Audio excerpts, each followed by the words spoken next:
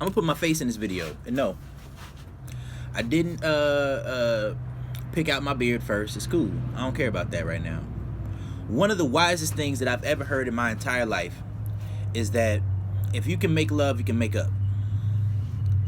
And when I heard this, it really put into view the importance of having a strong sexual polarity and masculine feminine dynamic within your relationships. A lot of people discount the part that sex plays in relationships. A lot of people discount the part that desire plays in a relationship. You know, the thing is this: if a woman is giving bot cooperation, if a woman is being cooperative, not submissive but cooperative, then her cooperation with you is going to be based off of her logic, and it's not going to be based off of how she feels. There have been women who would be cooperative, very nice women, but they didn't have the ability to be submissive because it wasn't something that was naturally in them based off of the masculine feminine dynamic created between the energy of our interactions. And what happens in those situations a lot of the time is it often goes like this.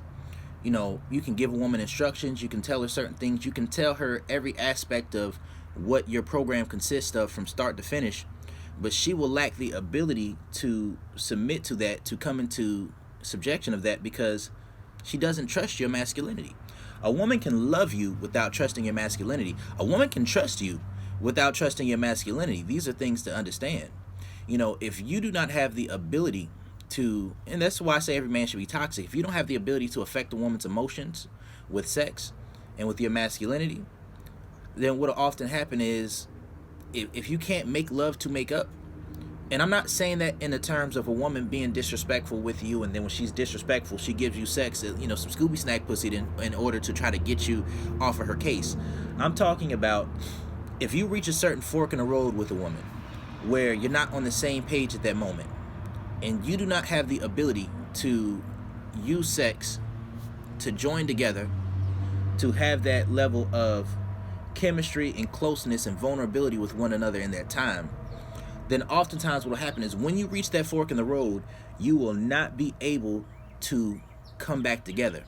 Once you're at a place where you're not in agreement on certain things with your ideology about a relationship, your ideology on certain things, if you do not have the ability to make love, to make up, then once you're not on the same page, you're never going to get back on the same page unless the man takes the feminine role of trying to be overly communicative and of trying to compromise and be submissive with the woman in order to make her comfortable so that she can make a logical decision to come back to the situation.